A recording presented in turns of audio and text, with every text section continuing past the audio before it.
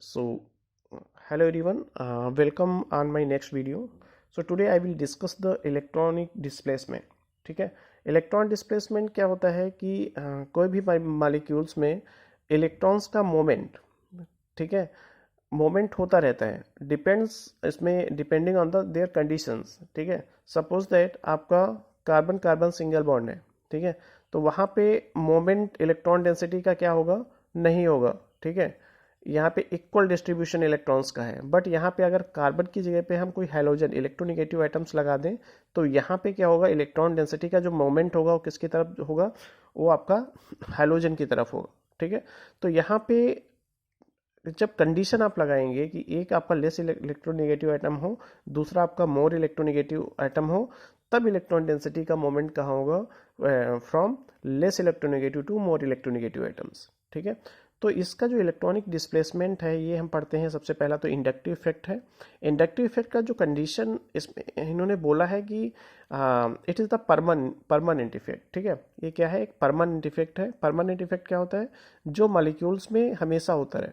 ठीक है, it occurs always. ठीक है, operates in polar covalent bond. Polar covalent bond जैसे कार्बन सिंगल बॉन्ड कार्बन, ये पोलर नहीं है. बट यहाँ पे अगर आप x x equal two chloro जोड़ दीजिएगा, ब्रोमो जोड़ दीजिएगा, आयोडो जोड़ दीजिएगा, तो यहाँ पे पोलरिटी क्या हो जाएगा, इंड्यूस्ड हो जाएगा, पोलरिटी जनरेट हो जाएगा. और ये कार्बन का जो इलेक्ट्रॉन्स है किसकी तरफ चला जाएगा, इलेक्ट्रोनेगेटिव आइटम्स की तरफ चला जाएगा. तो ये कैसा है, पोलर कोवेलेंट बॉन्ड है. ठीक है, तो operates in polar covalent bond. ठीक है, तीसरा है operates in covalent bond between two unlike atom. तो इसमें देखिए अनलाइक एटम मतलब क्या है, एक कार्बन है लेस इलेक्ट्रोनेगेटिव, एक आपका मोर इलेक्ट्रोनेगेटिव है. ठीक है, तो इट ऑपरेट्स ऑन द किधर, टू अनलाइक एटम्स. ठीक है, तो ये इसका कंडीशन हो गया. ठीक है, और इसमें एक पार्शियल पॉजिटिव और पार्शियल क्या हो जाएगा, नेगेटिव चार्ज डेवलप हो जाएगा. कैसे, जैसे आप देखिए यहाँ पे ये क्या है, आपका हेलोजन है. ठीक है, मान लो ये आपका CH3 ही है.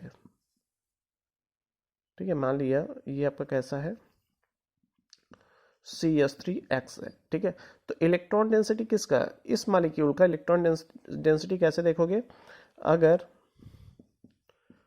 यहाँ पे देखिए तो कुछ मॉलिक्यूल इस तरह का होता है, तो ये सारा इलेक्ट्रॉन डेंसिटी ये क्या है, आपके इलेक्ट्रॉन्स हैं, bond bond equal two electrons. तो इलेक्ट्रॉन्स का मूवमेंट किसकी तरफ जाएगा, एक्स की तरफ जाएगा.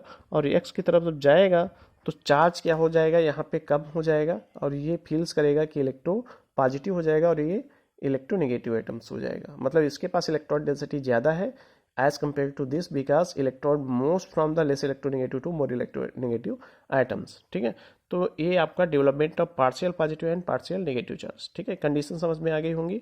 Shifting of electron towards more electronegative item, ये क्या है, आपका मोर इलेक्ट्रोनेगेटिव आइटम है, इलेक्ट्रोनेगेटिव आइटम्स है. और ये आपका कैसा है, लेस इलेक्ट्रोनेगेटिव आइटम है. ठीक है, तो यहाँ पे less electronegative to more electronegative items की तरफ क्या होगा, आपका चार्ज का डिस्ट्रीब्यूशन होगा. ठीक है, तो ये है आपका इंडक्टिव इफेक्ट.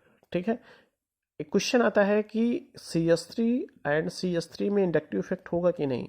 तो सिंपल है, आपको पता होगा कि कार्बन और कार्बन दोनों क्या है, होम सेम एटम्स हैं. ठीक है, और कंडीशन इसका क्या है, आपका इंडक्टिव इफेक्ट्स का, it operates mean diff to unlike atoms. ठीक है, बट यहाँ पे सेम एटम्स है तो इसमें आपका इंडक्टिव इफेक्ट नहीं होगा. इंडक्टिव इफेक्ट कराना है, CH3 को हटाइए, यहाँ पे कोई हेट्रो आइटम लाइए, तो इलेक्ट्रॉन डेंसिटी किसकी तरफ खींचेगी, मोर इलेक्ट्रोनेगेटिव आइटम्स की तरफ खींचेगी. ठीक है, that's why there will be inductive effect. ठीक है, सिंपल फंडा है. अब हम कुछ क्वेश्चंस करते हैं. ठीक है, आपको पता हो गया कि इलेक्ट्रॉन डिस्प्लेसमेंट कब होता है, और इसका जो फर्स्ट हम पढ़ रहे हैं इंडक्टिव इफेक्ट पढ़ रहे हैं. ठीक है, अब यहाँ पे जैसे फॉर एग्जांपल इसमें इसको पढ़ने के पहले इंडक्टिव इफेक्ट को आपने पढ़ लिया. इसमें आपको दो चीज़ें पता होना चाहिए. एक होता है इलेक्ट्रॉन विड्राइंग ग्रुप, और एक होता है इलेक्ट्रॉन रिलीजिंग ग्रुप. दोनों में आपको दोनों के बारे में अच्छे से पता होना चाहिए, क्योंकि आपको आगे जो भी क्वेश्चंस करोगे उसमें ये चीज़ें आपको वहाँ पे सेलेक्ट करना पड़ेगा कि कौन सा ग्रुप इलेक्ट्रॉन विड्राइंग है, कौन सा इलेक्ट्रॉन रिलीजिंग है. ठीक है, तो इलेक्ट्रॉन विड्राइंग ग्रुप क्या होते हैं, जो इलेक्ट्रॉन को अपनी तरफ खींचे. जैसे NO2 कैसा है, आपका इलेक्ट्रॉन्स को अपनी तरफ खींचेगा. ठीक है, कहीं भी आप जैसे CH3NO2 लगा दीजिएगा, इसका मतलब क्या है, इलेक्ट्रॉन डेंसिटी किसकी तरफ जाएगी, NO2 की तरफ खींचेगी, विड्रा होगी. ठीक है, अब यहाँ पे NO2 हो गया, दूसरा आपका हो गया CN हो गया, तीसरा आपका फ्लोरो हो गया, COH हो गया, हाइड्रोजन्स हो गया, क्लोरीन, ब्रोमीन, आयोडीन हो गया, OCH3 हो गया और C6H5 हो गया। ठीक है, तो ये जो हमने बताया ये इलेक्ट्रॉन क्या है, इलेक्ट्रॉन विड्रॉइंग ग्रुप का डिक्रीजिंग आर्डर है, डिक्रीजिंग आर्डर है। ठीक है, ये आपको ध्यान रखना है। तो डिक्रीजिंग आर्डर क्या होता है कि इधर जब जाएंगे तो इलेक्ट्रॉन विड्रॉइंग ग्रुप का जो कैपेसिटी है वो क्या हो जाएगा यहाँ पे कम होता जाएगा। ये ग्रुप बहुत ज़्यादा इलेक्ट्रॉन विड्रॉइंग टेंडेंसी शो करते हैं। ठीक है, इलेक्ट्रॉन रिलीजिंग ग्रुप इसमें क्या आते हैं, जैसे आपके जितने भी एल्काइल ग्रुप्स हैं, ठीक है, फिर आपका आएगा CH3 का whole twice CS, C2H5, CH3 और क्या है आपका H। ठीक है, ये क्या होते हैं आपके इलेक्ट्रॉन रिलीजिंग ग्रुप होते हैं। हमेशा अगर आप सपोज दैट यहाँ पे आप क्या, जैसे फॉर एग्जांपल हाँ, जैसे यहाँ पे आप देख लीजिएगा, आप लगा रहे हो कौन सा ग्रुप, ठीक है, आप जैसे कार्बोकेटायंस पे हमने लगा दिया। ठीक है, ये सारे ग्रुप CH3 CH3 CH3, ठीक है, और यहाँ पे सपोज दैट यहाँ पे हम लगाते हैं CH2+। तो ये क्या करेंगे, ये इलेक्ट्रॉन्स इसको देंगे। ठीक है, इलेक्ट्रॉन डेंसिटी किसकी तरफ जाएगी, CH2 की तरफ खींचेगी। ठीक है, जैसे बेस्ट एग्जांपल की अगर हम बात करते हैं CH3 हैलोजेंस। ठीक है, तो ये क्या करेंगे, इलेक्ट्रॉन देंगे, क्या करेंगे, इलेक्ट्रॉन डेंसिटी क्या करेंगे, मोर इलेक्ट्रोनेगेटिव एटम्स की तरफ रिलीज करेंगे। ठीक है, तो इसको हम बोल देते हैं इलेक्ट्रॉन रिलीजिंग ग्रुप। ठीक है, तो electron withdrawing group and electron releasing group. अब हम बात करते हैं इसके बेस पे क्वेश्चंस करते हैं। ठीक है, क्वेश्चंस की बात करते हैं तो एक को आपका जो इंडक्टिव इफेक्ट है उसको दो भागों में डिवाइड किया है यहाँ पे, depending upon the groups present, electron withdrawing group है कि इलेक्ट्रॉन रिलीजिंग ग्रुप है। अगर इलेक्ट्रॉन विड्रॉइंग ग्रुप है तो उसको हम बोल दिया -I इफेक्ट, मतलब ऐसे ग्रुप्स जो इलेक्ट्रॉन विड्रॉ करें उसको हम बोलेंगे -I इफेक्ट शो करेंगे, और एक होता है +I इफेक्ट। ठीक है, दो तरह के इफेक्ट्स हुए। ठीक है, अब हम बात करते हैं एक एक करके एप्लीकेशंस। ठीक है, जब भी हम एप्लीकेशंस की बात करेंगे तो इसमें क्या है, हम कोई भी मॉलिक्यूल है, कोई भी मॉलिक्यूल है उसका हम रिएक्टिविटी क्या कर सकते हैं, रिएक्टिविटी पहचान सकते हैं। जैसे रिएक्टिविटी इन एल्किल हैलाइड्स। ठीक है, जैसे आपको दो कंपाउंड हैं, एक आपका CH3Cl है और एक आपका CH3 कौन सा है, ब्रोमीन है। ठीक है, इसमें कौन सा रिएक्टिव ज़्यादा होगा, ठीक है, ये सेलेक्ट करना है। अब देखो यहाँ पे आपको करना क्या है, CH3Cl कैसा है, इलेक्ट्रॉन विड्रॉइंग ग्रुप है। तो इलेक्ट्रॉन विड्रॉइंग ग्रुप मतलब क्या है, ये इलेक्ट्रॉन्स का मोमेंट किधर जाएगा, क्लोरो की तरफ जाएगा। बट कौन सा इफेक्ट होगा, -I इफेक्ट होगा, क्योंकि यहाँ पे ग्रुप कौन सा जुड़ा है आपका, इलेक्ट्रॉन विड्रॉइंग ग्रुप। ठीक है, तो -I इफेक्ट हो जाएगा। दूसरा है आपका CH3Br, but as compare to previous one, पहले के कंपेयर में सेकेंड वाला क्या है, इलेक्ट्रॉन कम विड्रॉ करेगा from the CH3 group, because -I effect क्या होगा, इधर की तरफ डिक्रीजिंग आर्डर में लिखवाया था। तो इसमें क्या होगा, पहला वाला ज्यादा रिएक्टिव होगा एज कंपेयर टू सेकेंड। तो A is greater than B, reactivity order क्या हो जाएगा आपका, इसका ज्यादा होगा, इसका क्या हो जाएगा, उससे कम हो जाएगा। ठीक है, तो ये हम क्या है, इसके एप्लीकेशंस हैं। ठीक है, दूसरा है आपका डाइपोल मोमेंट।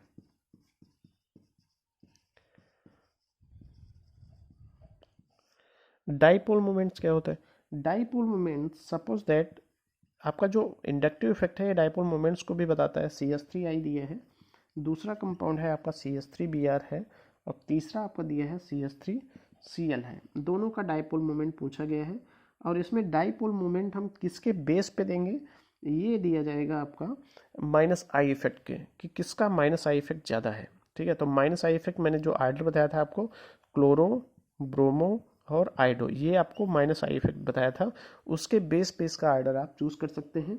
ठीक है। एज इंडक्टिव इफेक्ट क्या होता है, जब भी इंडक्टिव इफेक्ट इंक्रीज होता है डाइपोल मोमेंट हमेशा इंक्रीज होता है। तो इंडक्टिव इफेक्ट अगर इंक्रीज हुआ, इंडक्टिव इफेक्ट अगर इंक्रीज हुआ तो डाइपोल मोमेंट क्या हो जाएगा,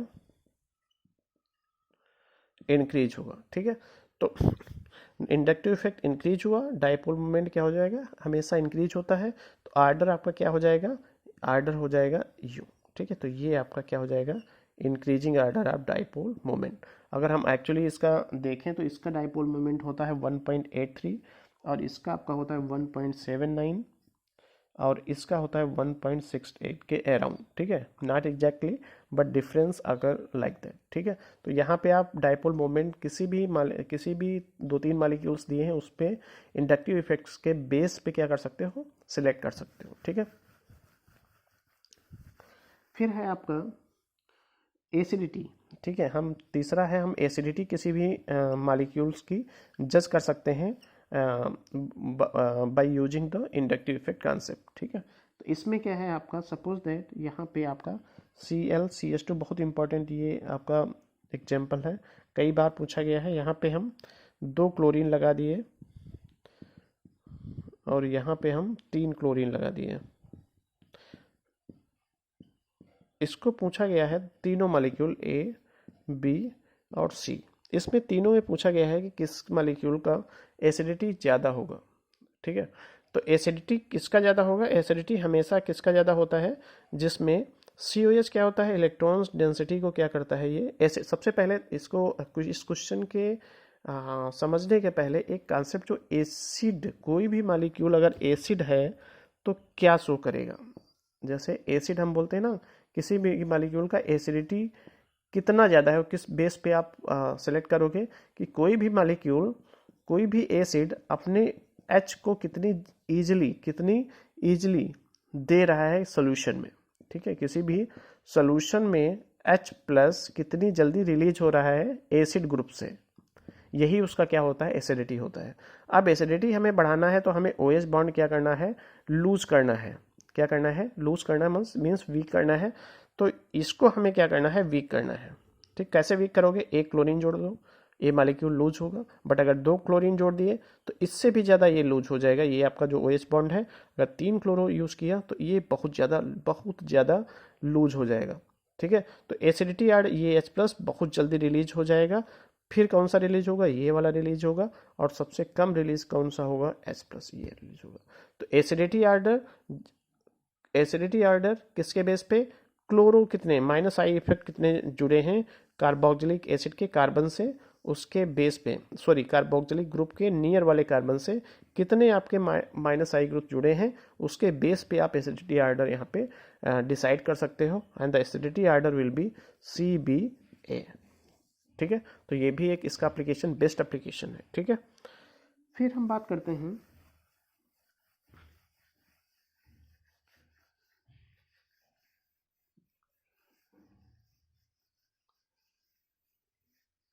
हाँ, एक है आपका, हम जज कर सकते हैं किसी भी मॉलिक्यूल्स का न्यूक्लियोफिलिक एडिशन, कि न्यूक्लियोफाइल किस मॉलिक्यूल में ज़्यादा न्यूक्लियोफाइल अटैक करेगा, ज़्यादा इजीली वैसे न्यूक्लियोफाइल अटैक करेगा। ठीक है। न्यूक्लियोफिलिक क्या कह सकते हैं इसको, एडिशन किस में अच्छा होगा। सपोज दैट, इसको समझने के पहले आप देख लीजिएगा, ये आपका D है, इसमें हम एग्जांपल ले रहे हैं CCl3CO और एक ले रहे हैं CH3C। दोनों मॉलिक्यूल सिंपल है। ठीक है। एक मॉलिक्यूल है जिसमें मैंने 3 क्लोरो लगाया, 3 क्लोरो लगाओगे तो क्या करेगा, क्लोरीन इसके इलेक्ट्रॉन्स क्या करेगा, अपनी तरफ खींचेगा, तो इलेक्ट्रॉन डेंसिटी कम होगी। अब इलेक्ट्रॉन डेंसिटी अगर कम हुई तो जो भी आपका न्यूक्लियोफाइल आएगा वो ईजिली इस कार्बन पे अटैक करेगा। बट यहाँ पे अगर आप प्लस आई इफेक्ट लगा रहे हो, प्लस आई ग्रुप लगा रहे हो, तो क्या होगा, प्लस आई ग्रुप लगाने से ये बॉन्ड क्या हो जाएगा, स्ट्रांग हो जाएगा और न्यूक्लियोफिल क्या करेगा, ईजिली इस कार्बन पे अटैक नहीं करेगा, क्योंकि इलेक्ट्रॉन डेंसिटी यहाँ पे ज़्यादा है। लूज करना है इलेक्ट्रॉन डेंसिटी, आप माइनस आई इफेक्ट जोड़िए तो क्या हो जाएगा, CCl3 क्या करेंगे, क्लोरीन ग्रुप इलेक्ट्रॉन डेंसिटी को खींचेंगे, विड्रॉ करेंगे, और ये बॉन्ड आपका वीक हो जाएगा और ये बॉन्ड क्या हो जाएगा, स्ट्रांग हो जाएगा जब आप प्लस आई ग्रुप यहाँ पे लगाते हो। ठीक है, तो माइनस आई ग्रुप क्या करते हैं, न्यूक्लियोफिलिक एडिशन क्या करेंगे, न्यूक्लियोफिलिक एडिशन करेक्टर को बढ़ाएंगे। ठीक है, जितना ज़्यादा माइनस आई ग्रुप जोड़ोगे उतना ज़्यादा, जितना स्ट्रांग माइनस आई ग्रुप जोड़ोगे उतना ज़्यादा उसमें न्यूक्लियोफिलिक एडिशन होगा, न्यूक्लियोफाइल ईजिली उस पर अटैक करेगा। ठीक है, तो ये एक कॉन्सेप्ट हो गया। ठीक है,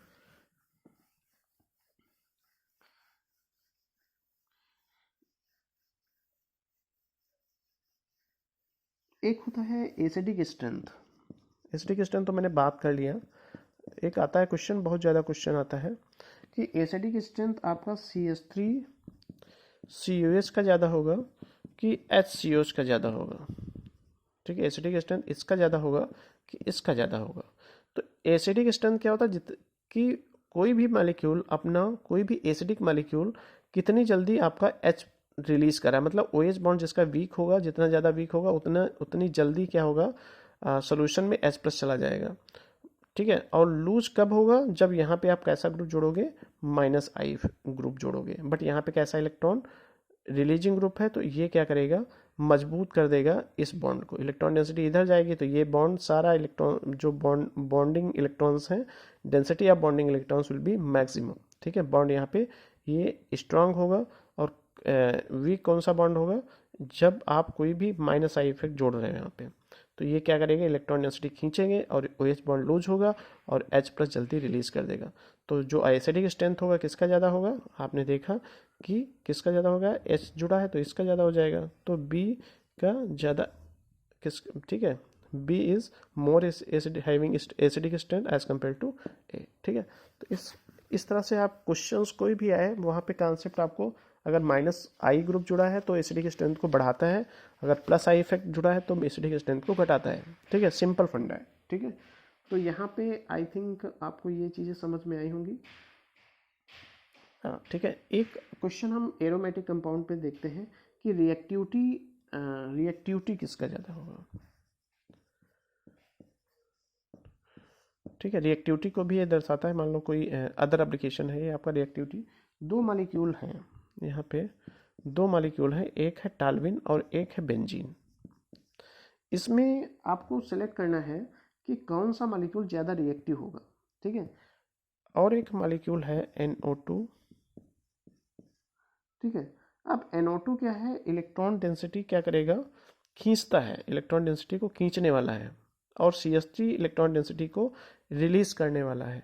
ठीक है, तो रिएक्टिव कौन सी रिंग हो जाएगी, ए हो जाएगी, मतलब इसका जो इलेक्ट्रॉन डेंसिटी है वो खींचा किसके पास जा रहा है, NO2 की तरफ जा रहा है, तो कोई भी ग्रुप यहाँ पे इजीली अटैक कर सकता है इस बेंजीन रिंग पे, तो इसका रिएक्टिविटी क्या हो जाएगा, ज़्यादा हो जाएगा एज कम्पेयर टू टाल्विन।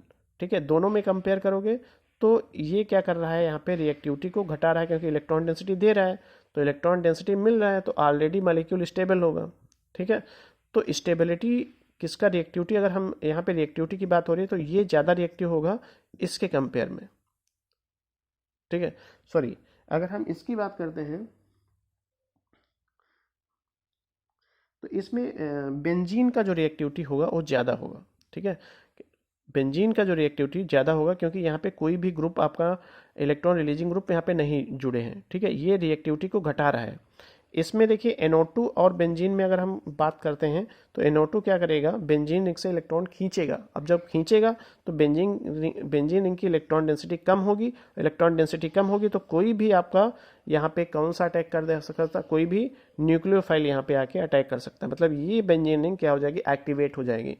तो इसमें अगर कंपेयर करोगे किसका रिएक्टिविटी ज़्यादा होगा, तो इसका रिएक्टिविटी आपका ज़्यादा होगा, मतलब इसका रिएक्टिविटी जो है ज़्यादा होगा एज़ कम्पेयर टू इसके। और इसमें देखेंगे तो इस बेंजीन का रिएक्टिविटी हमेशा ज़्यादा होता है, कोई भी ग्रुप ऐसा बेंजीन रिंग जिसके ऊपर कौन सा ग्रुप जुड़ा हो, +I इफेक्ट जुड़ा हो, तो +I इफेक्ट क्या करता है, रिएक्टिविटी को डिक्रीज करते हैं, -I इफेक्ट रिएक्टिविटी को बढ़ाते हैं, इंक्रीज करते हैं। ठीक है, तो ये आपका कॉन्सेप्ट किस पे बेस है, अगर आपको +I इफेक्ट्स और -I इफेक्ट्स आपको पता है। ठीक है, तो तो आई थिंक ये वीडियो आपको अच्छा लगा होगा। सारे एप्लीकेशंस लगभग मैंने डिस्कस किए हैं। इंडक्टिव इफेक्ट्स के 2-3 क्वेश्चन हम और लाएंगे इस लेक्चर के बाद, ठीक है। तो तब तक आप जितने प्रीवियस लेक्चर्स मैंने अपलोड किए हैं उसके बारे में आपको पता होना चाहिए, क्योंकि वो बहुत इंपॉर्टेंट है। क्योंकि मैंने यहाँ पे स्टेप वाइज स्टेप, ठीक है, स्टेप बाय स्टेप इसलिए मैंने यहाँ पे चला है क्योंकि आपको सबसे पहले बेसिक